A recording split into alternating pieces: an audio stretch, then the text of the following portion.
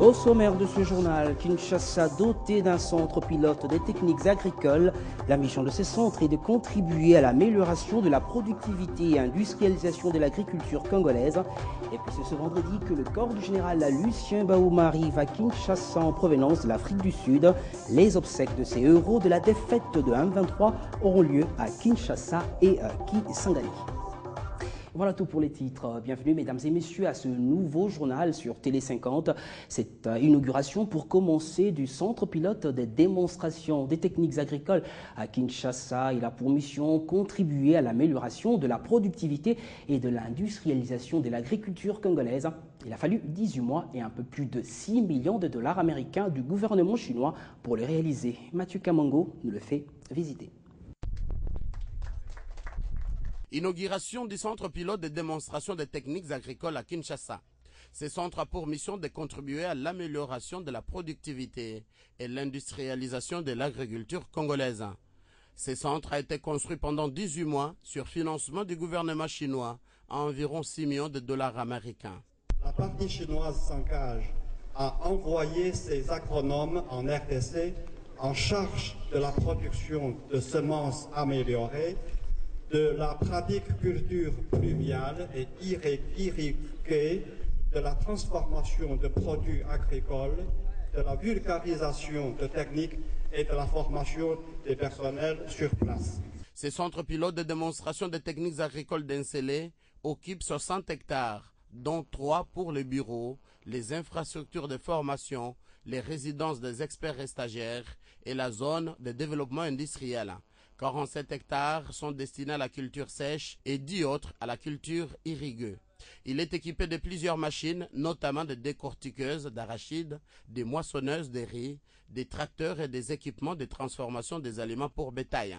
Selon le ministre de l'Agriculture et du Développement rural, Jean Chrysostome Vahamouiti, ce centre va recevoir et aller vers les exploitants agricoles de tous les niveaux. Il est le fruit de la coopération agissante entre la République démocratique du Congo et la République populaire de Chine, soutenue par nos deux chefs d'État et nos gouvernements respectifs. Sa matérialisation sur terrain a pris 18 mois. Pour l'ambassadeur de la Chine en RDC, les 80 millions de terres arables dont dispose la RDC étaient potentiel agricole énorme. La Chine croit en l'avenir agricole de la RDC avec ces genres de projets. À la une de l'actualité de ce vendredi également, le rapatriement de la dépouille du général Lucien Bahouma à Kinshasa en provenance de l'Afrique du Sud où il est décédé le 31 août dernier de suite d'un accident cardiovasculaire cérébral. Ces obsèques ont eu lieu à Kinshasa puis à Kisangani où il sera d'ailleurs enterré. Lucien Bahouma était commandant de la 8e région militaire basée au Nord Kivu. Charlotte Ibouaba. À Kinshasa, les officiels ainsi que ce compagnon d'armes lui rendront les derniers hommages. Il est prévu une cérémonie immémoriale en 2 temps. D'abord, lecture par le vice-premier ministre et ministre de la Défense nationale de l'ordonnance l'élevant à titre posthume au grade de lieutenant général. Ensuite, il sera décoré comme héros national de l'ordre des héros nationaux Lumumba Mzee Laurent Désiré Kabila. Selon le programme du ministère de la Défense, une série de témoignages sera rendue après cette cérémonie. Après les honneurs, le corps sera acheminé à l'aéroport international de Njili le samedi 6 septembre, destination Kisangani, chef-lieu de la province orientale. Et c'est à Yangambi où reposera pour l'éternité ce combattant d'honneur, tombeur des rebelles du M23. Et puis la rentrée parlementaire prévue ce 15 septembre en RDC pourrait être boycottée par certains opposants en cause l'assignation à résidence surveillée du député national et secrétaire général de l'UNC de Vital Kamerhe, Jean-Bertrand Ewanga. Il plaide ses opposants pour qu'ils quittent l'hôtel Invest. Sommet de l'OTAN, on en parle dans ce journal. Il a été l'occasion pour le président ukrainien d'annoncer la signature d'un accord de cessez-le-feu avec Moscou. Cet accord pourrait être signé déjà ce vendredi à Minsk, en Biélorussie. Seul hic, les revendications de Kiev d'un côté de Moscou et des rebelles pro-russes de l'autre sont encore clairement opposées. Pour l'Ukraine, ce cessez-le-feu est perçu comme un énorme défi. Mais Kiev se dit disposé à le relever tout en posant ses conditions. La première, la frontière russo-ukrainienne doit passer sous le contrôle de l'Organisation pour la sécurité et la coopération en Europe. La deuxième, les forces déployées par la Russie doivent quitter l'Ukraine.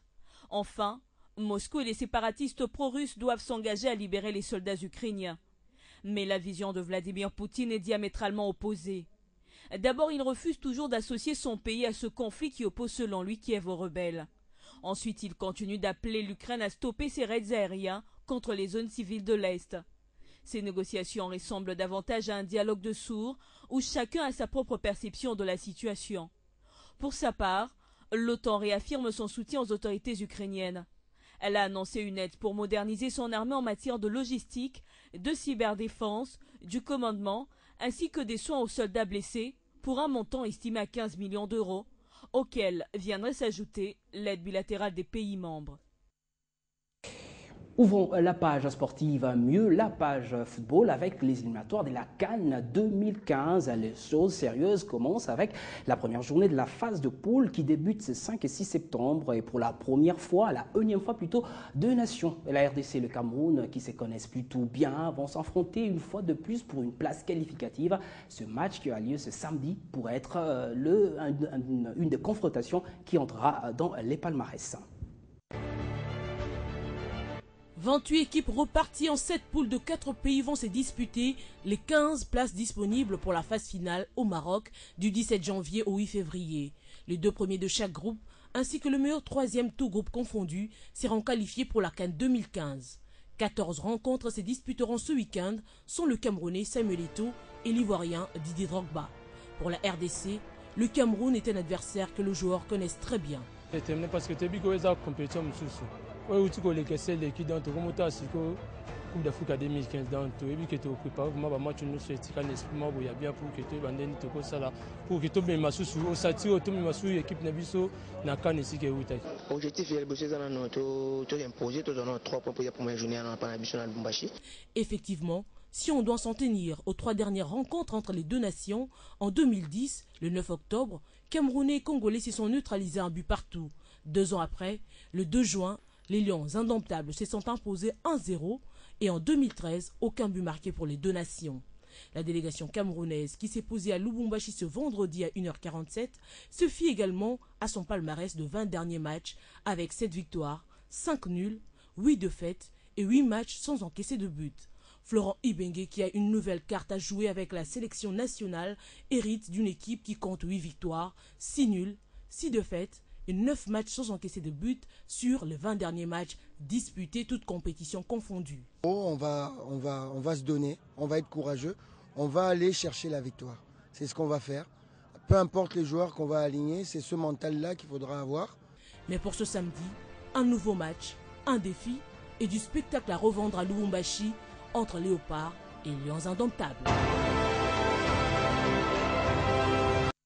Et demi-finale de la Ligue des Champions, l'ASV Club et le tout-puissant Mazembe préparent déjà leur match aller prévu le week-end du 19, 20 et 21 septembre prochain. L'ASV Club de Kinshasa croise en amical ce vendredi l'AS Bantou de Mbujimayi alors que Mazembe recevra en son stade de Kamalondo le FC MK de Kinshasa le dimanche prochain alors que la Confédération africaine de football a déjà rendu public les noms des officiels pour le match de demi-finale. Le programme de préparation de l'ASV Club reste maintenu. Les rencontres amicales qui étaient prévues pour ce week-end vont pouvoir se jouer. Même sans son entraîneur, Florent Ibenge, qui s'occupe actuellement des Léopards de la RDC qui affrontent les Camerounais ce samedi à Lubumbashi, l'ASV Club de Kinshasa continue à peaufiner sa préparation pour les demi-finales de la Ligue des Champions de la CAF. Les Verts et Noirs de la capitale affrontent en amical l'AS Bantou de Mbujimayi ce vendredi et l'AS Léopard de Dolisie le dimanche prochain au stade Tata Raphaël. Donc aujourd'hui, vendredi, le club rencontre l'équipe d'AS Bantou de Mbujimayi, province du Kassai oriental, en match amical. Et le dimanche, toujours en match amical d'entraînement, on va rencontrer cette fois-là l'équipe des Léopards de Dolisie. Ces matchs amicaux permettront à l'ASV Club de préparer son match aller des demi-finales de la Ligue des Champions de la CAF du 21 septembre prochain face aux Tunisiens du cercle sportif sfaxien. Contrairement aux autres équipes, évidemment, il faut aller jouer à l'étranger, il faut jouer contre des équipes beaucoup plus fortes. Lui, il dit non, moi je vais donner le maximum des temps de jeu aux joueurs. C'est comme ça qu'en définitive, il décide du classement qu'ils doivent pouvoir jouer le match. De son côté, le tout-puissant Mazembe qui fera le déplacement d'Algérie, où il va affronter le samedi 20 septembre, Entente Sétif, reçoit ce dimanche un amical de préparation le club vainqueur de la Coupe du Congo de football, le FCMK de Kinshasa, en son stade de la commune de Kamalondo. Les deux équipes congolaises connaissent depuis hier les noms des arbitres et des vents officiers, les matchs aller-retour de cette phase des demi-finales. Pour le match V-Club sfaxien, ce sont les arbitres marocains qui ont été choisis par la Confédération africaine de football, alors que les Corbeaux ont hérité des officiels camerounais pour la phase aller. Et culture pour terminer, après 2 éditions réussies, le Festival international d'humour Toseka annonce déjà les couleurs de sa 3e édition. Pour maintenir la montée fulgurante de cette fête congolaise du rire, les organisateurs attendent donner un point de presse le 16 septembre prochain afin de présenter le canevas des activités de 2015 organisé par la plateforme culturelle Waoto Balabala en collaboration avec Media Lab. L'édition 2015 de Toseka s'annonce encore plus belle avec des programmations palpitantes. Voilà, c'est la fin de ce journal. Merci de l'avoir suivi. Ne nous quittez pas, la revue de presse, c'est dans un instant.